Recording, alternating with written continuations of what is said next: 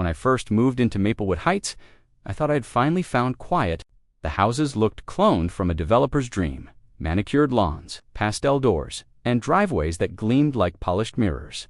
After 15 years as a structural engineer, I craved simplicity.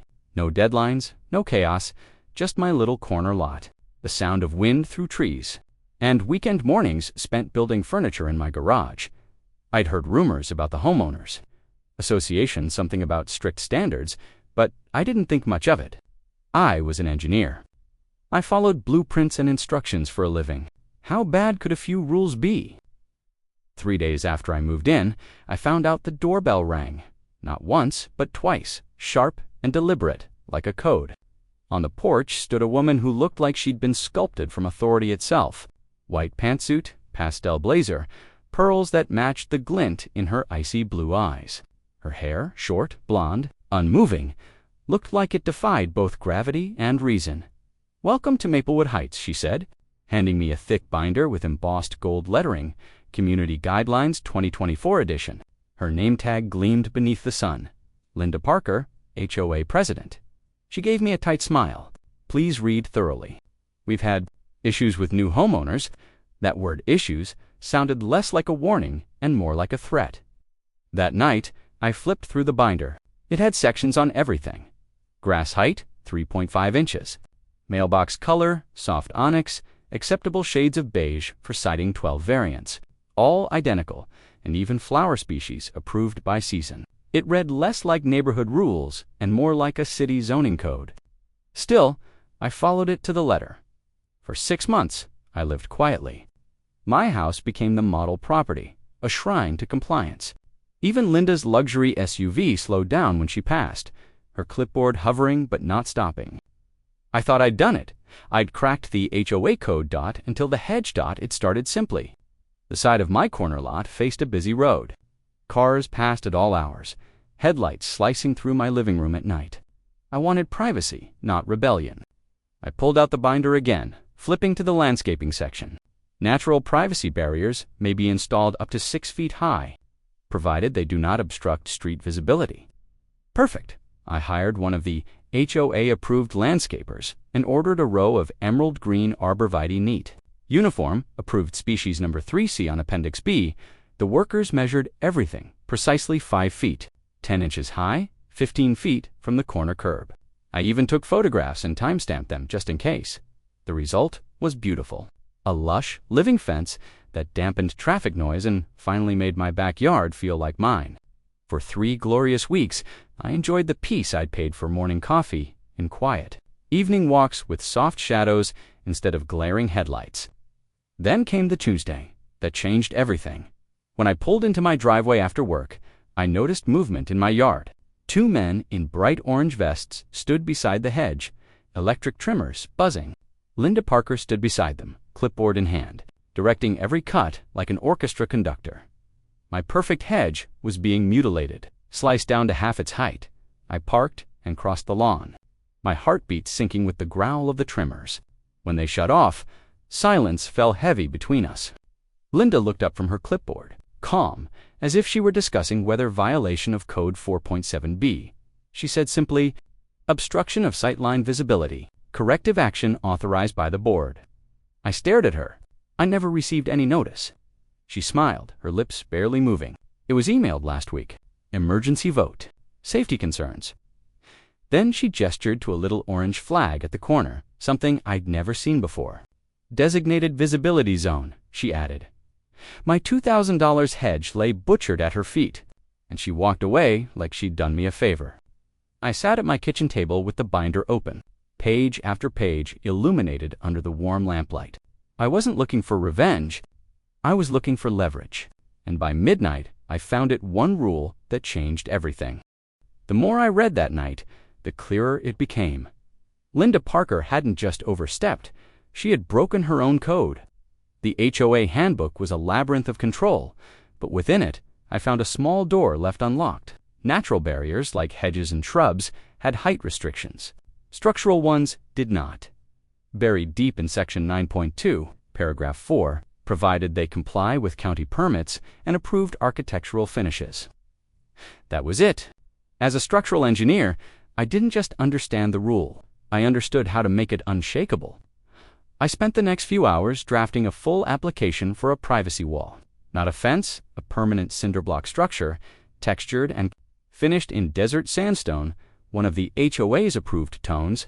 I included full blueprints, technical specs, and computer renderings that looked straight out of a developer's brochure.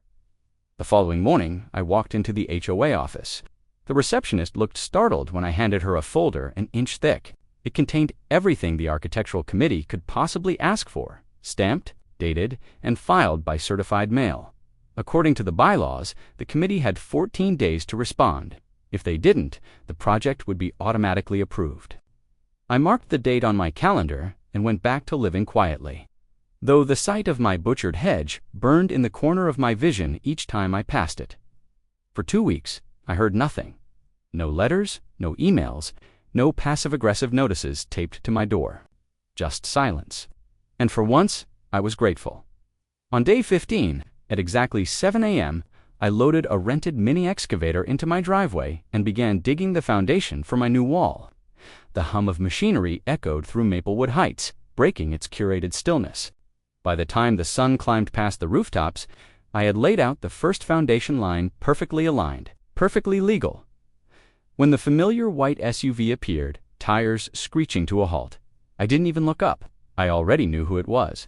Linda Parker stepped out, heels sinking slightly into my lawn, fury radiating through her posture.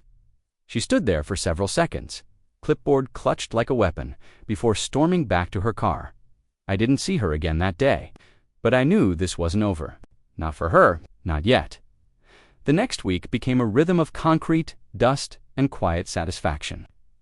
I took 2 days off from work, determined to build the wall myself, every block, every joint, perfectly leveled.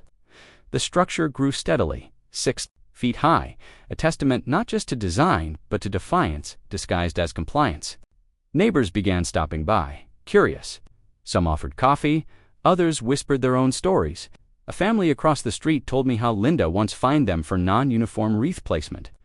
Another couple said she'd ordered their fence repainted because it was too cheerful. Everyone had a story, but no one had ever fought back. Now they were watching someone do it legally. Quietly, methodically. On the third evening, as the last bit of sunlight hit the wall's smooth surface, I stepped back and smiled. It was beautiful, not aggressive, not flashy, just solid, calm, immovable.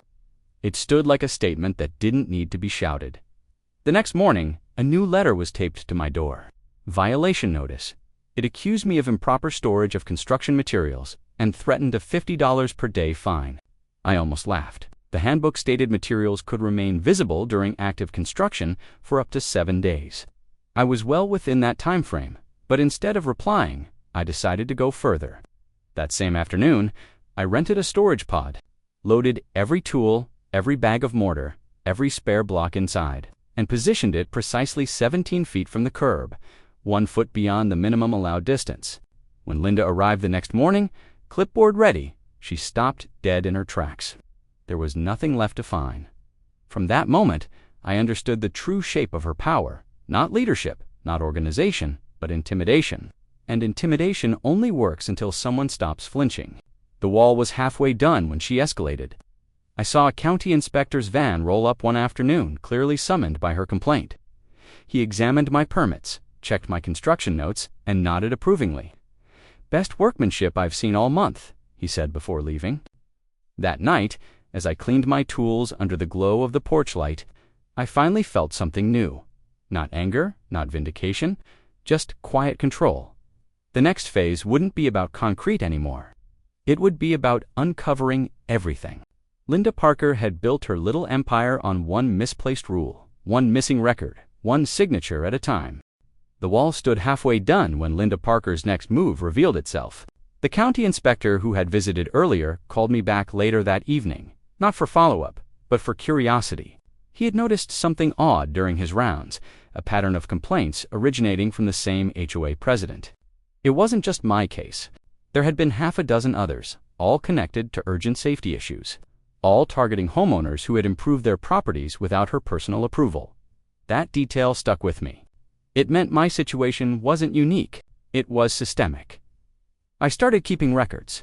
Every notice, every email, every interaction went into a folder. Soon, the folder became a binder. The binder turned into a small archive. I spoke with neighbors quietly, never asking directly, just listening. Each story mirrored mine: unauthorized fines, sudden emergency votes, and landscaping changes done without consent. What tied them all together was Linda's signature and the same justifications: safety, visibility, uniformity. A retired accountant named Mrs. Chen, who lived 3 doors down, invited me for tea one afternoon. She had served on the HOA board years ago and recognized my frustration immediately. She told me how Linda had gradually consolidated power, rewriting sections of the bylaws, removing dissent, and keeping financial records behind confidentiality clauses. Mrs. Chen had tried to question it once and was voted off the board the following week. Her words stayed with me. Control thrives in silence. Later that evening, I sat in my garage, surrounded by blueprints and receipts. My wall was more than a structure now. It was a symbol of pushback against something much larger than overgrown hedges. I wanted to know how far the rot went. The next morning, I requested access to HOA meeting minutes and expense reports, a right guaranteed to all homeowners. My request was under review. I filed it again the next day. Same answer? On the third attempt, I submitted it formally, citing the exact bylaw number that required transparency. 2 days later, an envelope arrived. Inside was a thin packet of heavily redacted records, pages blacked out to the point of absurdity. It wasn't compliance. It was mockery. That was when I realized this was no longer a neighborhood dispute. It was a power system built on apathy, and I had just started shaking it. The breakthrough came by accident. While checking the county's online permit database, I stumbled upon a project listed under Maplewood Heights: a decorative fountain installed at the community entrance 6 months prior. It had been funded entirely by HOA dues. The problem? There was no record of any approved permit, inspection, or contractor licensing for the work. A pattern started to form. I compared the HOA's reported maintenance costs to public permit data and noticed that expenses had doubled since Linda Parker became president. Landscaping fees were routed to a company with her brother's surname. Decorative lighting, billed at inflated prices, came from a vendor registered at her home address. The puzzle pieces aligned too neatly to be coincidence. I printed everything, organized it by date, and labeled each folder like a project audit. By the time I was done, my dining table looked like a crime board. Mrs. Chen's words echoed again. Power thrives when no one checks the math. I filed an official complaint with the county inspector's office. Within a week, work on the fountain halted under a stop work order, and the HOA received a $5,000 fine for unpermitted construction. Neighbors began asking questions. Notices appeared on the community bulletin board demanding a financial review. For the first time, Linda's SUV stopped appearing in its usual morning patrol. The silence from her was telling.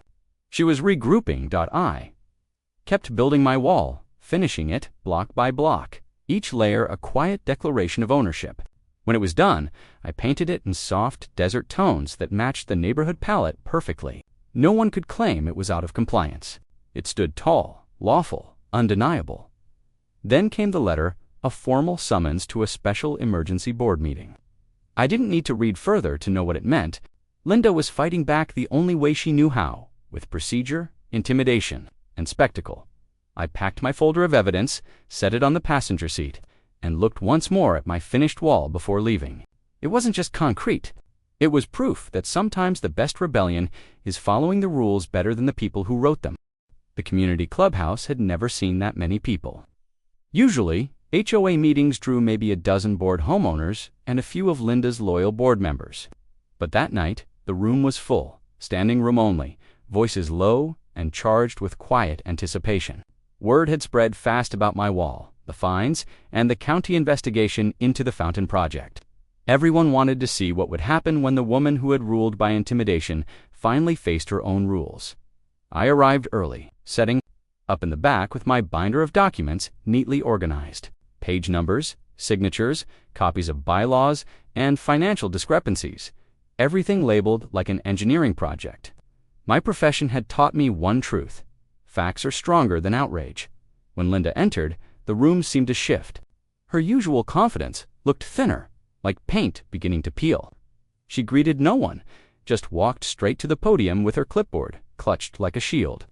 The board sat beside her, uneasy, avoiding her eyes. The meeting began with routine items, budget approvals, landscaping reports, maintenance updates. It was all procedural noise, a familiar performance. But the residents weren't listening.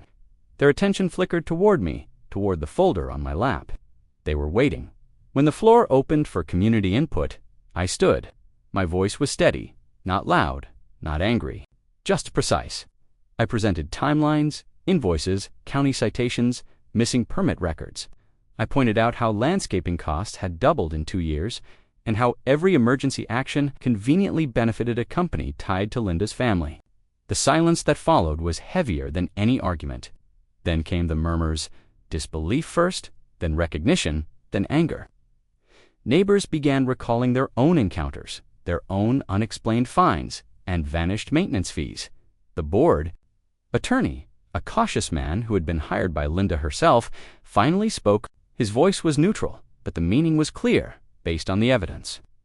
There were significant procedural irregularities and possible financial misconduct. He recommended an immediate audit and a vote of no confidence in the current HOA president. The motion passed almost instantly. The vote was overwhelming. Linda sat frozen at the podium as the decision was read aloud. The gavel she had used for years to command silence now looked small in her hand.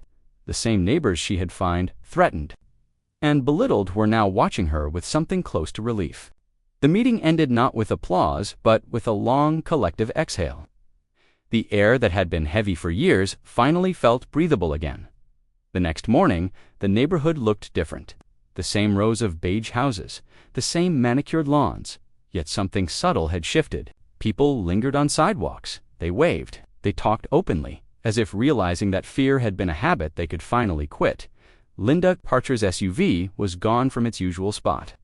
The bulletin board that once displayed violation notices now carried a printed announcement from the interim HOA president. A full financial audit was underway, and residents were encouraged to attend. Transparency, for once, wasn't just a word in the bylaws. I stayed quiet through it all. My part was done. The wall stood firm at the edge of my yard, sunlight catching on its smooth surface. It was both shield and statement, not rebellion, for its own sake, but a reminder that fairness doesn't need permission. Mrs. Chen stopped by that afternoon, bringing a folder of her own. Inside were old financial statements, copies she had kept from her time as treasurer. They matched my findings, even expanded them. Together, we turned the information over to the audit committee. Within a week, the evidence was undeniable. Funds had been diverted, contracts falsified, invoices inflated. Linda's so-called community projects were channels for personal gain, hidden behind bureaucratic language and fear. When the county investigators arrived, she didn't even try to deny it. The neighborhood gathered quietly as they watched her hand over the HOA keys. There was no satisfaction in it, only a calm understanding that something corrosive had finally been removed. That evening, as the sun dipped behind my new wall, I thought about how it had started. A row of hedges cut down without permission, a petty act of control that had revealed everything beneath. The irony wasn't lost on me. She had tried to reduce my privacy, and in doing so, she had exposed herself. I walked the length of the wall once more, running my hand along the smooth surface. It wasn't just concrete. It was order reclaimed, proof that even in neighborhoods built on conformity, integrity could still stand taller than fear. The audit results arrived faster than anyone expected. The findings were exhaustive: pages of discrepancies, misallocated funds, and unauthorized payments funneled into accounts connected to Linda Parker and her relatives. The total amount was staggering, enough to explain every mysterious emergency repair and every half-finished project the neighborhood had endured for years. When the report was published, the illusion of order Linda had built cracked completely. Residents who once avoided eye contact now spoke openly, comparing stories and receipts. Every forgotten fine, every sudden rule change, every quiet threat fit perfectly into a larger pattern. The county's legal department stepped in.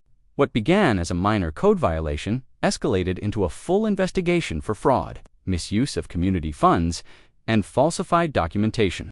Subpoenas replaced newsletters. The same community center where Linda had once conducted her meetings now hosted financial auditors and investigators. I stayed on the sidelines, answering questions when asked, handing over documentation when needed. My binder had become the backbone of the case, but I wasn't proud of that. Not exactly. What I felt was a kind of exhausted clarity, the understanding that justice rarely comes with celebration. Neighbors began to rebuild in small ways. They repainted fences, replaced flowers that had been non-compliant, and helped each other with repairs once buried under red tape. For the first time, the HOA operated as it was meant to, a cooperative effort, not a hierarchy. Meetings grew casual, almost friendly. The bylaws that had once been weapons were now just guidelines again. When Linda's official resignation letter was posted, it came without ceremony. No apology, no explanation, just a folded page pinned to the board under the audit notice. The neighborhood didn't need closure. The absence of her control was enough that evening.